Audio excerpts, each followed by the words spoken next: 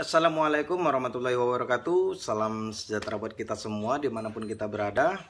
Dan pada kesempatan kali ini kita akan berbicara mengenai topik yang berbeda. Untuk kawan-kawan atau adik-adik yang ingin membahas seputar poin-poin ketika kita ingin membuka usaha di bidang bengkel. Saat kita berbicara mengenai poin-poin yang harus kita siapkan saat kita membuka usaha di bidang bengkel, itu tentunya ada beberapa poin yang harus kita siapkan secara matang, baik itu berupa psikis maupun itu dinamis. Baik, di sini saya akan sampaikan beberapa topik-topik penting saat kita ingin membuka usaha bengkel. Jangan kemana-mana, tetap di Raihan Motor.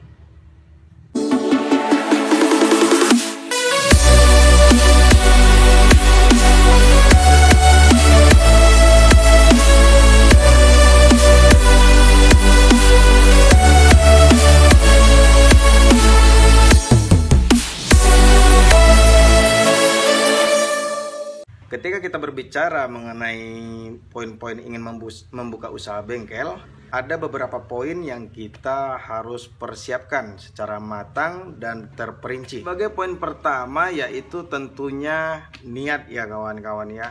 Dengan niat kita yang bersungguh-sungguh, insya Allah akan mendapatkan hasil yang maksimal.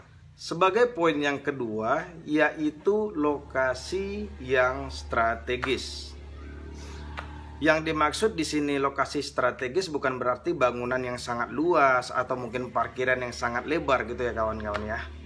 Yang dimaksud di sini strategis berupa lokasi itu yang mencakupi dari wilayah-wilayah pemukiman dan kemungkinan ada berada dari sisi jalan atau di samping dari persimpangan jalan, itu yang dimaksud dengan strategis. Seperti di bengkel kita ini, kita kebetulan di pertigaan, di samping pertigaan jalan, pas di persimpangan gitu, sehingga yang sangat diharapkan oleh penduduk warga gitu, saat motornya mogok atau mungkin itu butuh perbaikan, mereka langsung memilih tempat yang terdekat gitu. Itu poin yang kedua. Dan kemudian poin yang ketiga yaitu memahami sistem pada mesin. Itu betul-betul menjuru ke skill ya kawan-kawan ya.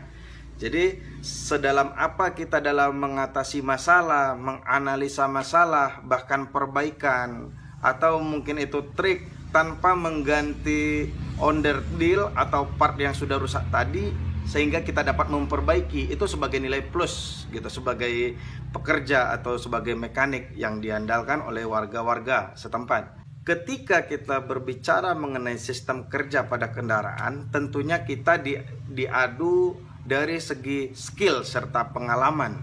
Sejauh apa dan sedalam apa kita dalam menganalisa, mengatasi masalah, dan merumuskan masalah, serta memperbaiki part atau onderdil yang tadinya rusak menjadi layak pakai. Itu sebagai nilai plus ya kawan-kawan ya. Kita bikin di contoh di permasalahan injeksi. Nah, di bagian permasalahan injeksi kita harus menguasai kawan-kawan ya.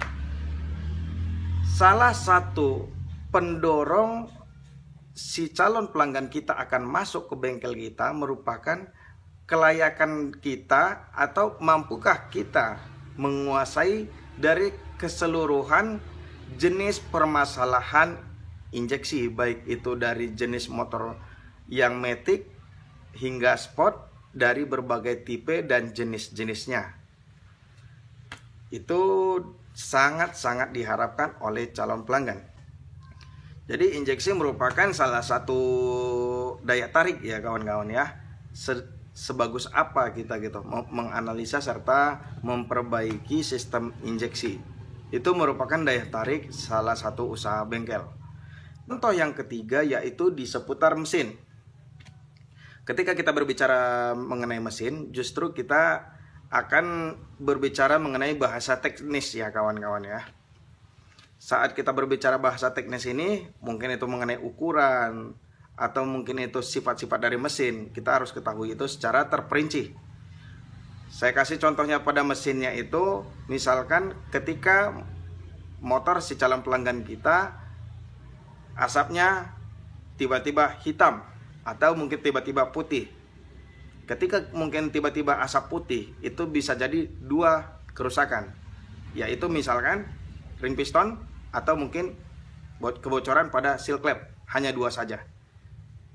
Nah, kemudian ketika dia itu asap hitam, bisa jadi kompresi yang kurang sempurna atau mungkin kebocoran pada klep, atau bisa disebabkan juga dari keborosannya minyak pada sistem saluran venturi pada karburator maupun itu injektor.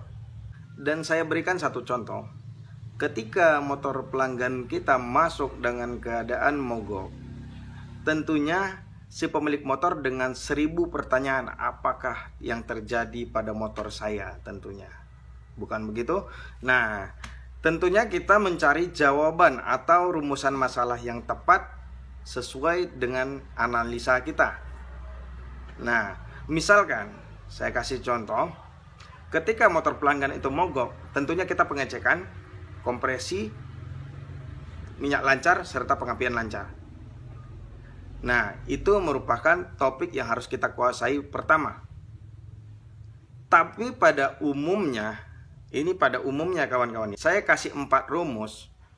Apabila 4-4-nya ini bagus, insya Allah mesin akan hidup. Lancarnya sirkulasi minyak dari tangki menuju ke ruang bakar, dan padatnya kompresi katup sebagai penutup dari ruang bakar. Rumus yang ketiga yaitu lancarnya dari saluran api, mulai dari spool pengecasan dari CDA menuju ke busi. Dan yang satu lagi top centric. Apabila yang 4 itu insya Allah hidup. Dan selanjutnya sebagai poin keempat yaitu kelengkapan dari kunci-kunci. Kita harus memiliki kunci T, mulai dari kunci T7 sampai T14, bahkan kalau bisa sampai 17. Tetapi seminim-minimnya itu kita memiliki kunci T8, T10, T12, itu pasti ya, untuk bagian mesin dan umum lainnya. Dan selanjutnya yaitu kunci L, kunci shock, kunci L bintang set, itu harus kita miliki juga, obeng serta tang. Mungkin ada beberapa alat yang saya tidak sebutkan. Yang jelas pastinya itu kunci yang umum untuk kita persiapkan saat membuka mesin. Itu sudah pasti kawan-kawan. Poin yang kelima yaitu interaksi sosial. Interaksi sosial ini merupakan mencakup dari bagaimana kita menjelaskan atau mungkin menghadapi pelanggan yang mungkin dengan tipikal yang berbeda-beda. Dan bagaimana juga kita sistem pemasaran, pengiklanan terhadap pelanggan. Bagaimana kita harus menguasai ilmu dalam pengiklanan. Misalkan mungkin dengan dari masuknya 1 orang hingga menarik 4 orang dari tetangganya kiri kanan. Itu merupakan trik pengiklanan ya. Nah, dan poin yang terakhir yaitu update terus. Update terus yang saya maksud bukan berarti update status di sosial media, bukan berarti begitu ya kawan-kawan.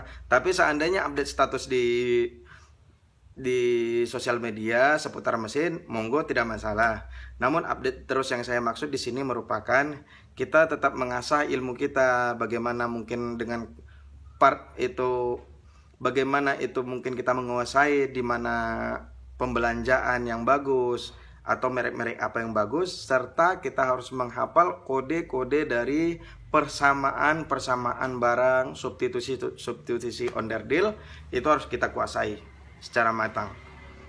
Apabila lepas dari poin yang 6 ini, insya Allah kawan-kawan akan sukses dari berbekal kunci-kunci tersebut. Seperti saya sendiri, mungkin kawan-kawan mungkin merasa kaget ketika saya membuka bengkel pada tanggal 25 Juni, itu saya berbekal kunci-kunci serta kompresor dan hanya 2 botol oli di dalam pajangan etalase. Itu kawan-kawan. Ketika saya membuka bengkel hari pertama di tanggal 25 Juni, itu saya cuma berbekal 2 botol oli, MPEG 2 serta Yamaluk Matic.